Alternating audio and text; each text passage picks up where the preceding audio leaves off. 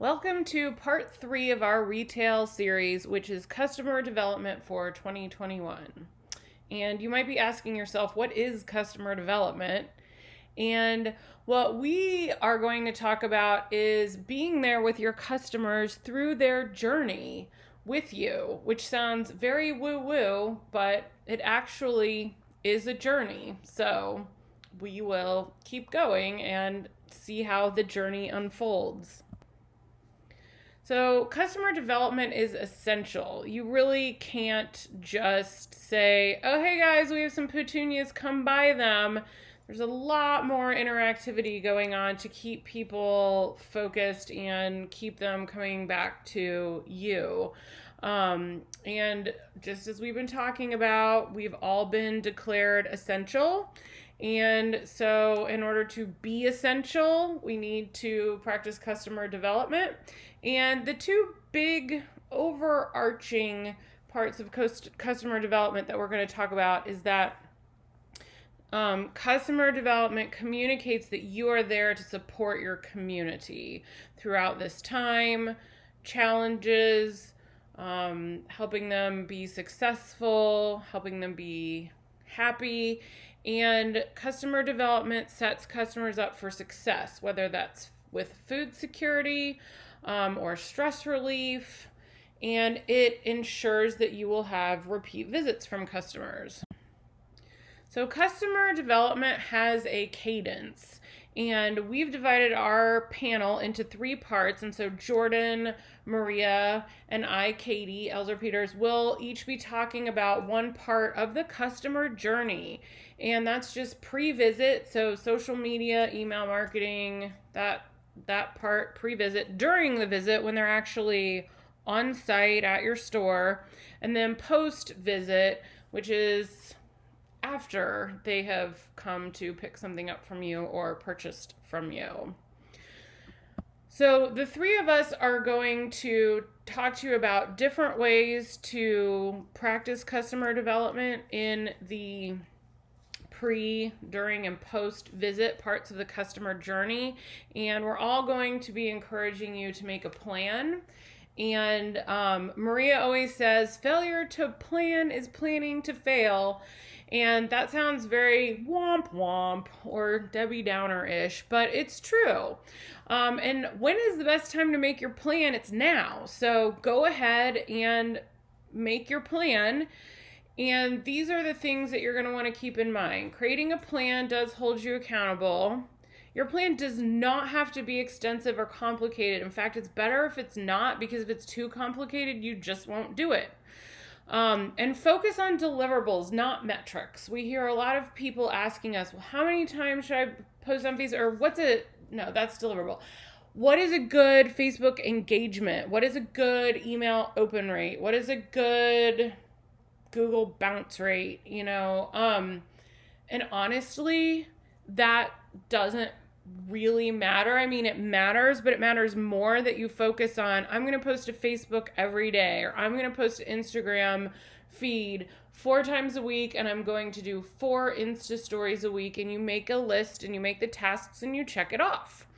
And we're going to want you to use inbound and outbound tactics. So inbound would be people calling you or coming in and talking to you, and outbound would be things like social media posts, and email marketing and that sort of thing.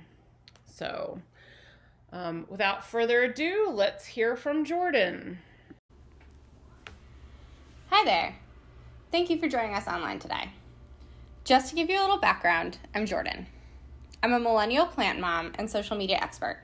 I'm also a master gardener through Penn State and was previously a digital media manager for the PR firm Garden Media Group. I recently began working with a public garden called Mount Cuba Center on their digital initiatives. So what I'm going to guide you through right now is how to drive new and existing customers to your store using your social media channels. Many of you have experienced new challenges for months, and I'm hoping that you're listening today because you've accepted it as an opportunity to change the way that things have always been done. Communicating on social media is key to your brand success during this time, and you know it. Whether it's news or products, people are looking to find it online. In this digital transition, is not going away. Social distancing and shelter-in-place laws have people looking for new ways to connect and also for new home projects they can take on. Think about those victory gardens and stock tank pools that seem to be popping up everywhere. And while many businesses have closed and reopened their physical doors during the past few months, note that the door that's always open is social media. This gives digital marketers like myself a chance to get creative with the ways we connect online. And I think this online Cultivate conference is a great example of an organization getting creative. What I want you to note is that the most successful organizations are the ones that are trying and learning to use digital tools to reach their current customers and extend a hello to new ones. From my perspective, the perfect social media channel does not exist. It's a constant challenge to improve the one you have and to figure out how to relate to new audience members. So to get through the rest of the year, I want you to do 3 things. I want you to listen, to make a plan, and then speak. So let's start with listening. This is the most important takeaway I have for you at this time. The more connected you are with your local community, the more growth opportunities your business will have. Simple, right? When I say listen, what I want you to do is to immerse yourself in the community you're interested in getting to know better. This will give you insight into your community and also potential influencers and maybe some allies. And you're in luck because social media makes it really easy to see what the people you're most interested in are talking about. Some might even call it stalking.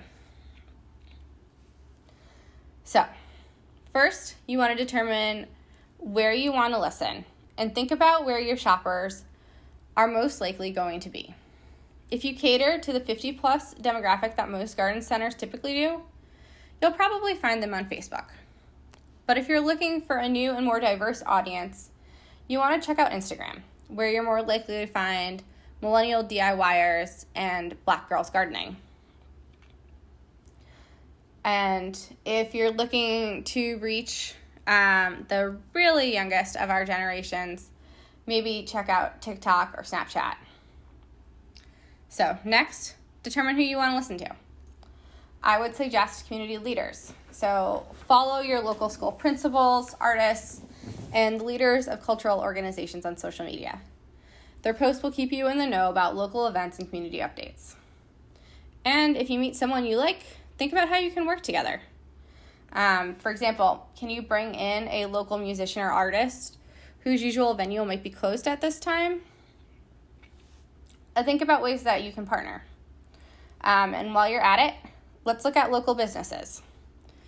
Maybe even check out what the competition is up to. Here's where you can find new opportunities to collaborate.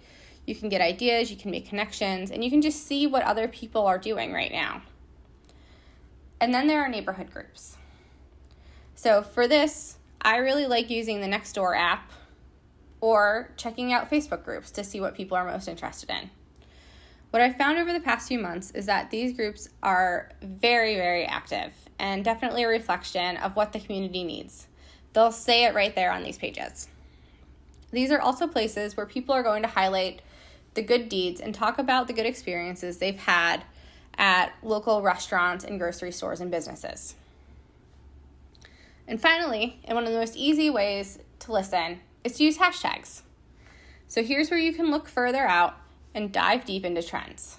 I really like Instagram for this personally.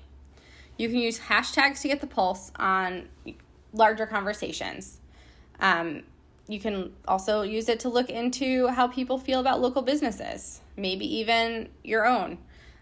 People can tag locations of their photos. So have people already been posting about you there?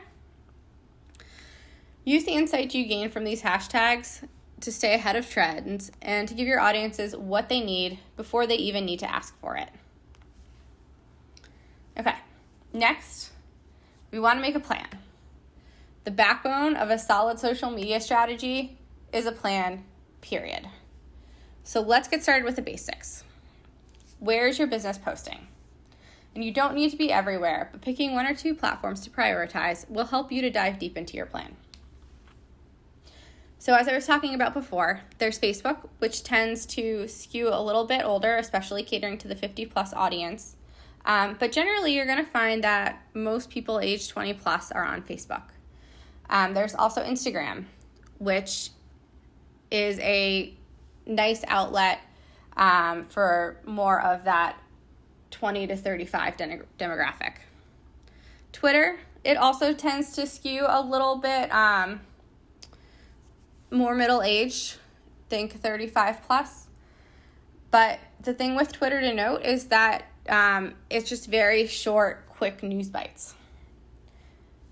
And then there are Pinterest, which is great if you have a lot of really nice product shots or DIYs that you want to emphasize and website content to link those to. And Snapchat and TikTok, which are definitely for reaching younger generations that will have spending power in the near future. Also, there are places like Google. Are you updating your hours on that site? What about your website? Is that your main platform that you're communicating? Do you have a blog? And one of my other personal favorites is email. I think that email is a great owned asset because while algorithms can change, you pretty much know that once somebody has given you their email address, they're very interested in seeing your content. So kind of look at where you're posting, and then let's talk about who's posting for your business. Do you have a dedicated person? My suggestion would be to narrow this down to maybe, one person for all your platforms or one person per platform that understands what you're focusing on and the audiences you want to reach. And then figure out your voice. So social media is all about being relatable, not stuffy or out of touch. You can get playful, maybe be a little cheeky when engaging with customers. But really, please do not be offensive. If you think the content you're about to post, some people might find offensive, do not post it. More than anything, you want to come off as relatable. So, the way to marry the information that you're about to post is to create an editorial calendar. You want to include columns for dates, text, visuals, and other important notes that you might want to make. Once you've got that, you'll want to have it looked over by another person before you schedule it out to post. This will help ensure that you are reaching the audience you want to with a voice that they're going to relate to. You can start by thinking about what's changing during the coming months. And then having this in mind, what are the 3 main points that you want to communicate out and how are those going to be reflected in your calendar throughout the coming months? Think about things like what's new in your store. Do you have new safety procedures? How are things different when customers are shopping now? Are you offering delivery or curbside pickup? Occasional mention of that is always helpful for somebody who's looking for maybe a last minute item when they don't want to go into a store. And what about contactless checkout? If that's new and exciting for you, be sure to post it and let your audience know. Maybe you're making a change to your business hours or you're staying open for a holiday. Once again, just put it out in a post, put a nice picture with it, and let people know. Okay, so once you've planned, you're ready to speak. So, how is your business supporting customers? While many of us need our customers for support, how are we supporting them? We need to help ease their challenges and meet them at their level. As the voice for your brand, you'll want to show how you're listening. Even if you're not quite sure what to say, be open to the idea of joining conversations that drive connection and illustrate your compassion. Your voice should be empathetic, online, and also in store. This might mean making some updates and talking with your staff about how we talk to customers. But having this empathetic voice is going to help to make the lives of your customers a little brighter, and it will help create long-term loyalty. You have to remember, everyone is trying to do their best right now, and they're balancing their personal lives at the same time. And for a lot of these people, especially if you're looking for new customers, they have a lot of questions. They don't want to be looked down upon for asking them. So remember to be relatable. We are all learning and adapting quickly right now. Beyond this, I want you to think about what skills your social media person will need to take your team's efforts to the next level. Once you have the basics down, you can start thinking about how they can maybe make videos on their phone, especially if you've got new procedures. I imagine you can make lots of content around that. Or maybe they want to snap a picture of a new display. And you could always ask your customers for content. See what they're up to. After all, they can become your best brand ambassadors. All right, that's it for me. Thank you so much for tuning in today, and please reach out if you have any questions. Thank you. Good afternoon. I'm Maria Zampini, and I'm the president of Upshoot. I'm here to discuss what retailers might consider once consumers come to your store. Why me? Well, because I've been there, done that. I've literally walked a mile and many more in your work boots because my family had a destination attraction garden center for over 30 years. Now, what I'd like to do is actually take a step back because I don't want us to forget the basics, because common sense can make all the difference in the world to help us create wow experiences. Good impressions are the ones that count, and so you want to make that great first impression when someone walks into your store, whether they're an existing customer or a new customer. You want to provide that warm welcome mat. In the age of COVID, I err on the side of caution. I think you're better off to be safe than to be sorry, and to let your customers know via your social media channels, your website, what precautions you are taking to keep them safe as well as your employees safe. I think it's better that you tell them in advance and you show them when they get there what's happening and what you're doing versus them having to ask. I know personally, I just had some cleaning and different things done at my home, such as the windows being washed, and I was not offered up by that company what they were going to do to keep me and their employees safe. I had to ask, where's your mask? Where's your boots?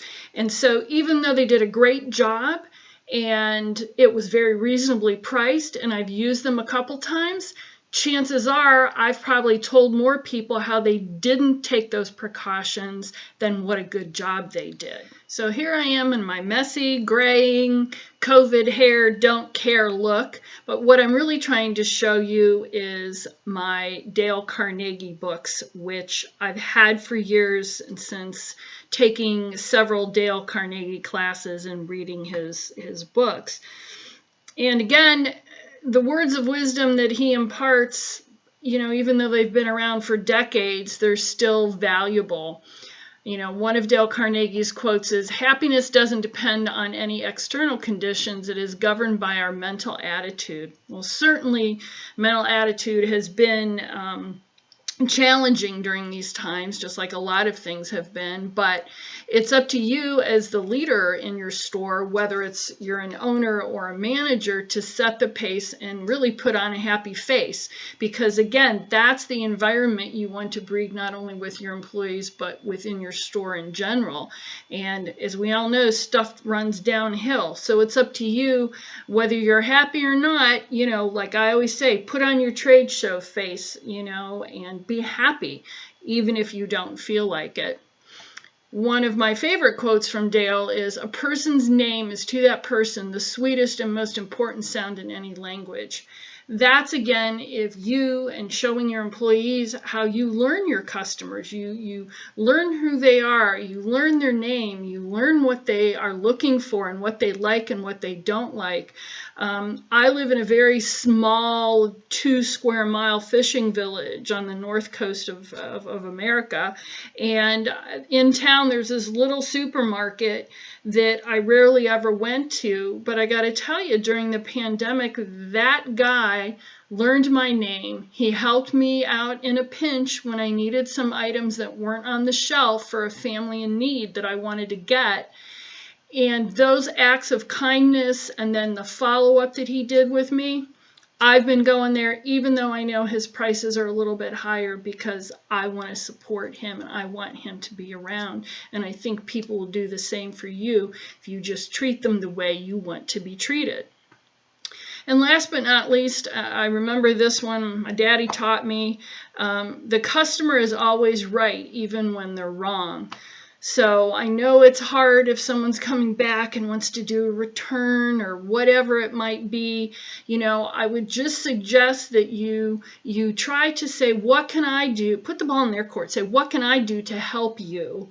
And what would you like? Because you know what? 9 times out of 10, they're going to say, I want X, Y, Z, and it's less than what you would have offered them. So again, we utilize these words of wisdom as we set about what we're doing in our stores.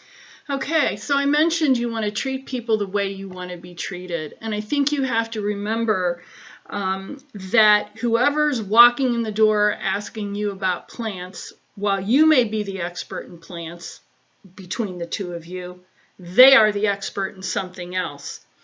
And you don't want them to make you feel stupid when you ask them a question about being a car mechanic or a brain surgeon or whatever their experience is. And you don't want to do the same to them when it comes to plants. And so really, you know, I've quoted Dale Carnegie again, but the moral of the story is you don't want to be a plant snob.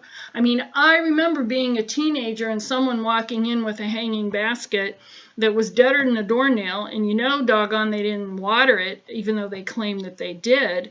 I mean, we just shamed them. Why would they want to try it again if all we're doing is pretty much saying, gee, how stupid are you?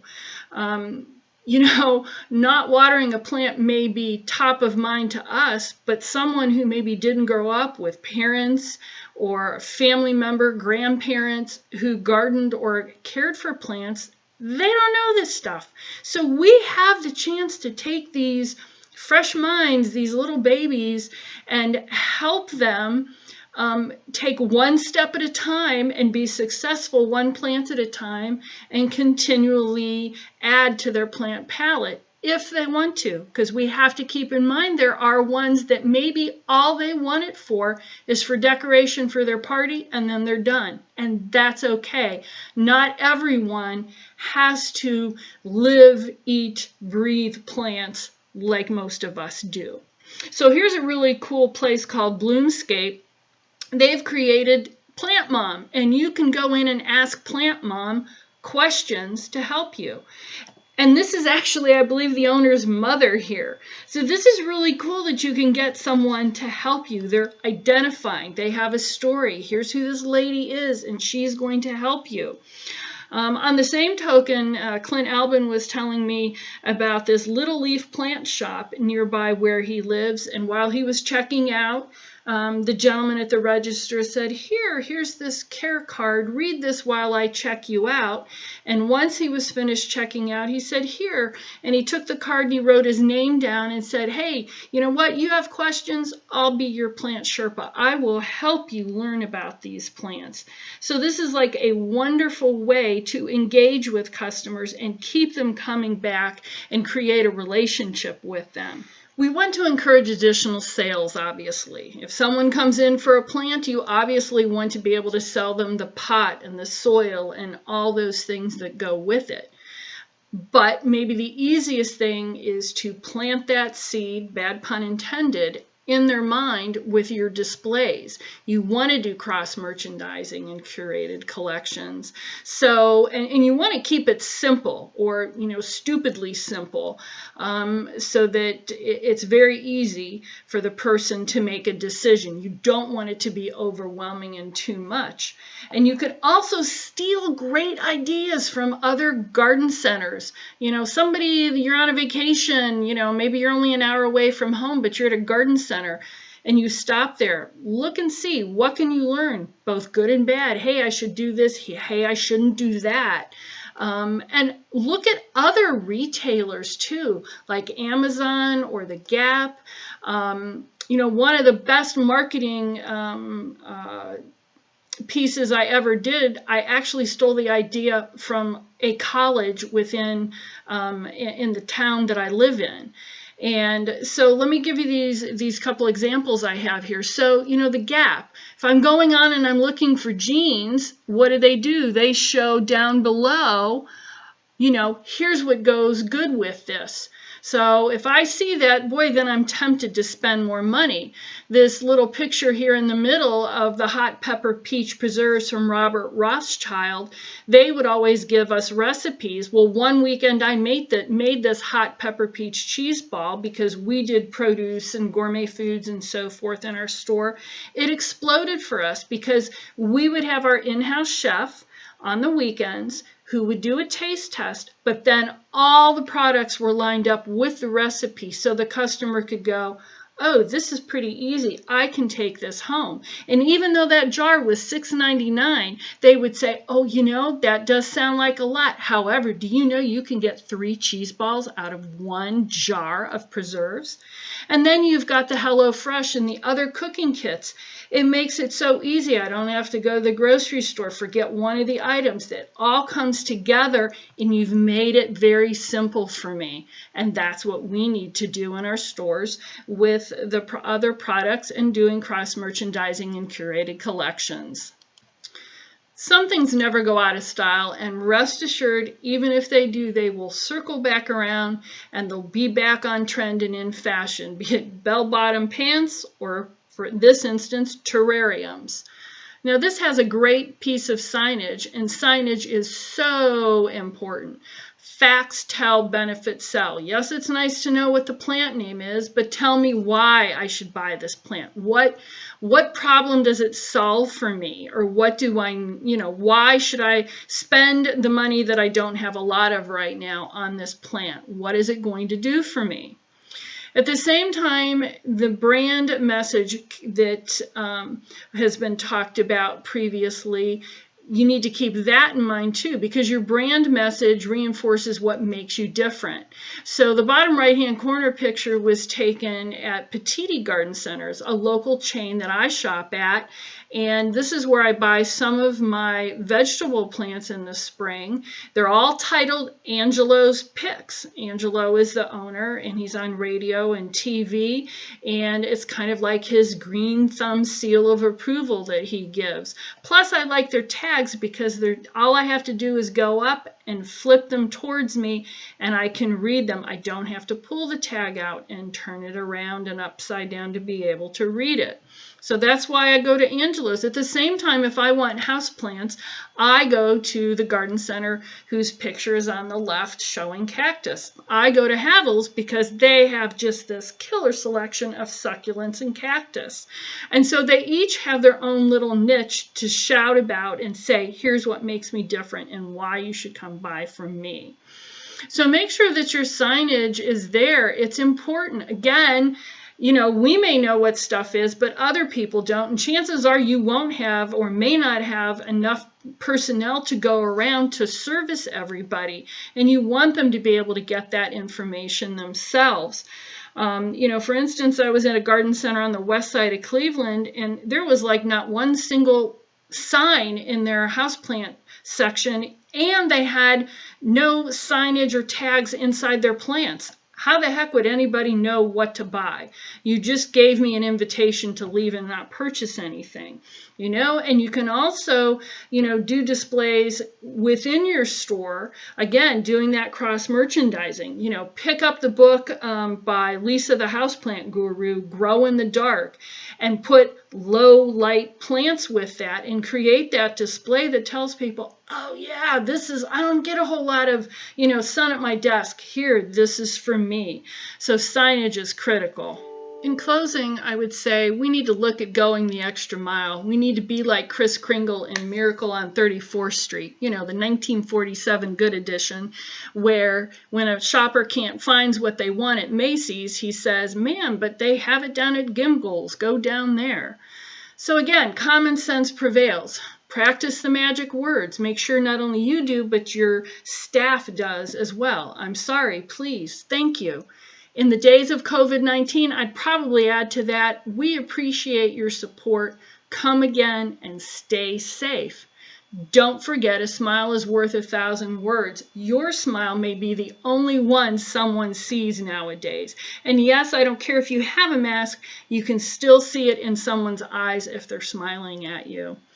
I'm going to close with one last Dale Carnegie quote, all men have fears, but the brave put down their fears and go forward. And we still have a wonderful opportunity for our businesses moving forward. Don't be afraid to go out on the limb. That's where the fruit is. No risk, no reward. Thank you. Okay, now I get to talk with you about post-visit engagement, or the old keep 'em coming back for more. And I'm Katie Elzer-Peters. You already heard me talking in the introduction, and I have a business called The Garden of Words, LLC, and it is a green industry PR and marketing firm, and I focus on digital marketing, and I focus a lot on post-visit or pre-visit type marketing. So the first part of post-visit marketing that I definitely want to stress is that you need to continue to use your brand voice that you established with your pre-visit and your on-site visit marketing. This keeps the experience cohesive for people so that they know that this is the end of the customer journey, or not even the end, it's just part of the circle. So I pulled these examples from Ultim's Garden Center, which is Garden Center in Indianapolis, and they're pretty high end.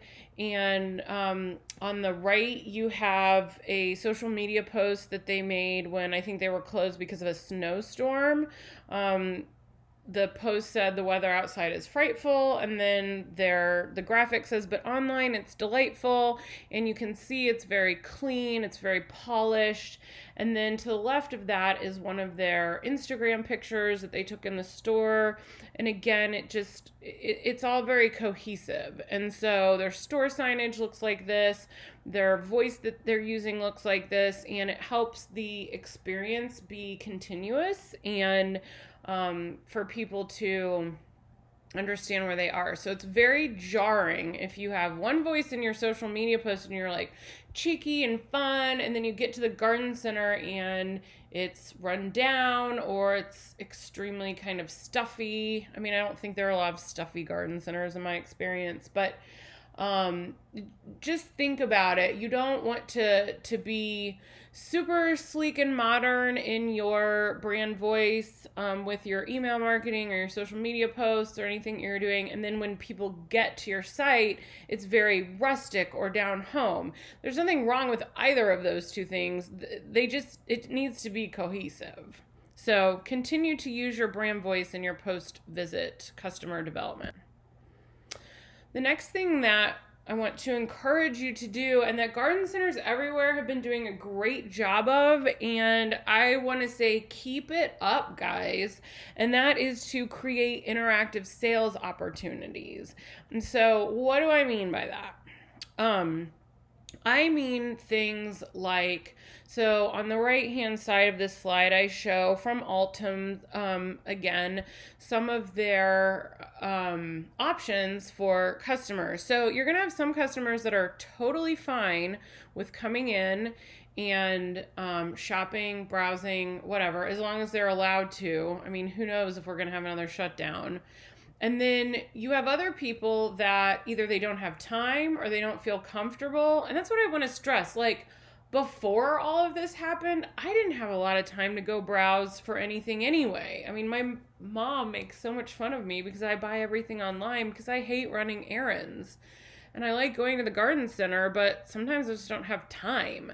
So some of these things like FaceTime shopping, like personal shopping consulting appointments, people like that. I would love to have a personal shopper appointment with one of my local garden centers. So that's one type of thing. Another is on the left, I have this social media post from Rockledge Gardens in Florida, and they usually have a Mango Madness event, and this year it had to be virtual, so people could purchase a Zoom class and then receive a coupon for $5 off the mango tree. And normally their mango event would have mango tastings and workshops, and you could shop on site. And instead, people could buy a 5-pound or 10-pound bag of mangoes so that they could do the tasting and participate in the Zoom, and then buy the mango tree. So those are 2 examples of interactive sales opportunities that